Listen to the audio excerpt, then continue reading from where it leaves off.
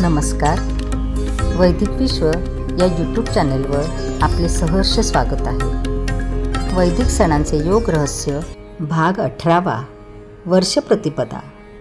फाल्गुनाच्या आनंद सोहळ्यात फाल्गुन केव्हा संपतो याचा थांगपत्ता लागत नाही आणि नवीन वर्षाच्या द्वारावर चैत्र येऊन ठेपतो.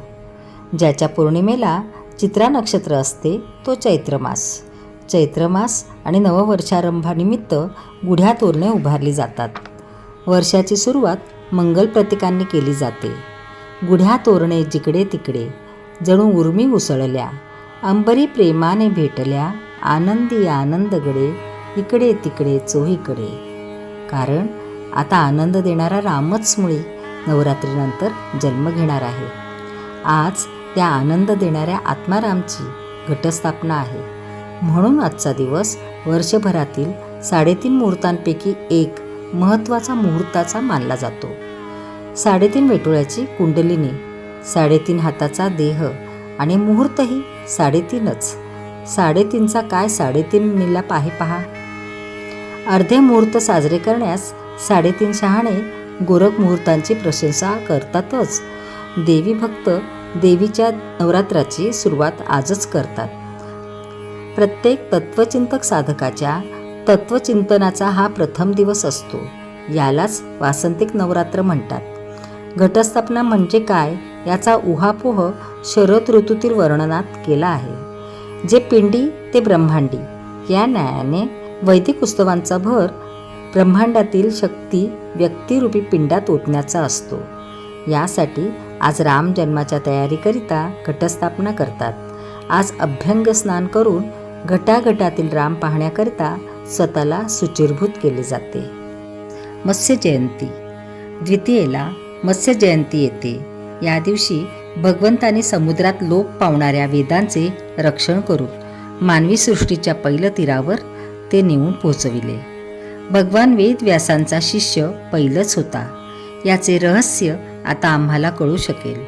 बरे, व्यासांची माता मत्स्योदरी ही मत्स्याचाच अवतार. याच मत्स्यावताराचे पोटी म्हणजे मत्स्योदरीच्या पोटी वेदव्यासांनी जन्म घेतला. त्यांचे पिता पराशर परासृष्टीला शर मारून वेद घेणारे ते पराशर.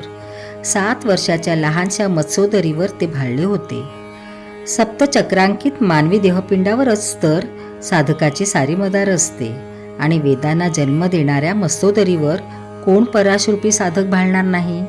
वास्तविक पराशरासारख्या महातपस्व्याला 7 वर्षाच्या अत्यंत बालदेही मत्स्योदरीवर भाळण्याचे कारणच नव्हते.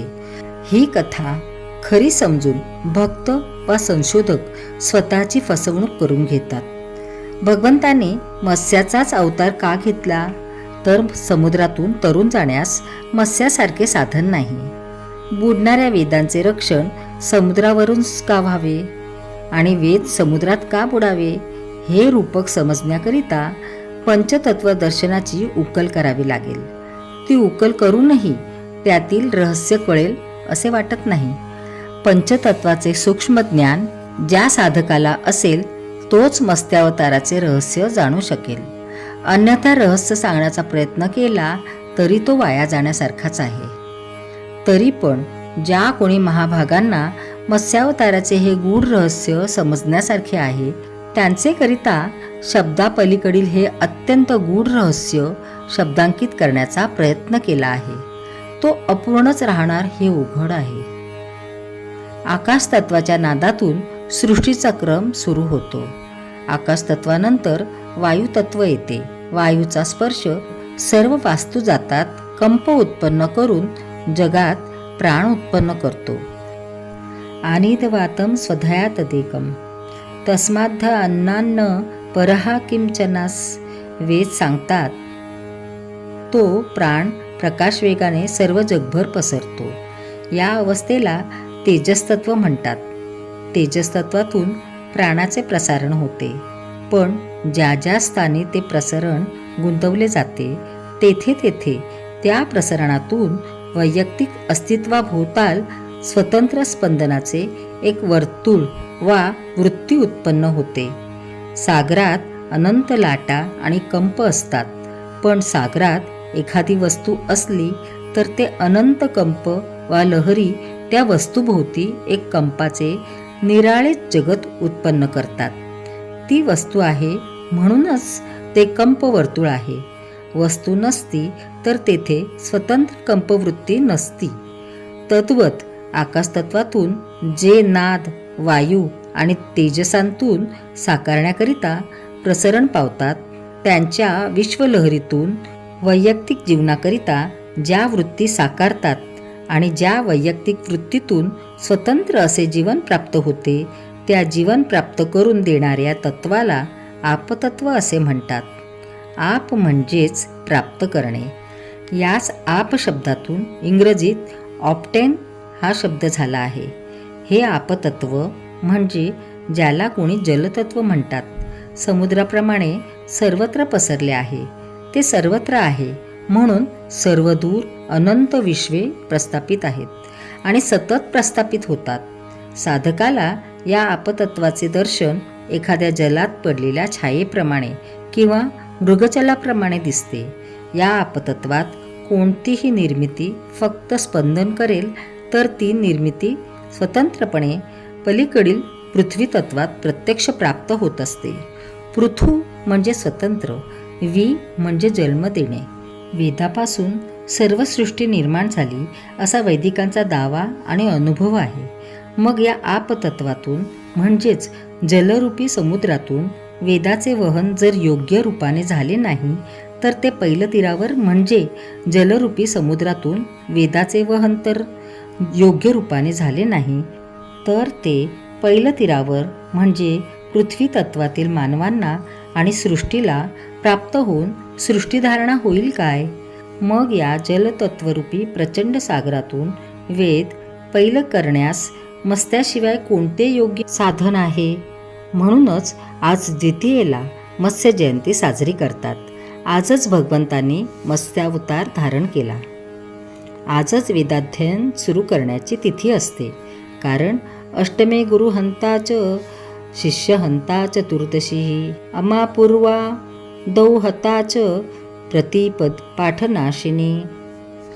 अष्टमीला वेदाध्ययन सुरू केल्यास गुरूंना हानी तर चतुर्दशीला सुरू केल्यास शिष्याला हानी आणि अमावस्या पौर्णिमेला सुरुवात केल्यास दोघेही मरतात. प्रतिपदेला सुरुवात केल्यास पाठाचाच नाश होतो.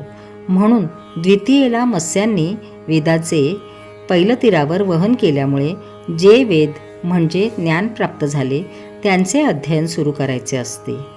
प्राप्त झाल्याशिवाय अध्ययन कसे करायचे? मत्स्य जयंती आणि वेदाध्ययनाची सुरुवात करण्याच्या तिथीतील हे रहस्य आहे. काही संशोधक मत्स्यावतार म्हणजे जीवसृष्टीतील दुसरा टप्पा जी मत्स्य योनी त्याची उत्क्रांतीतील निर्मिती म्हणजे मत्स्यावतार मानतात.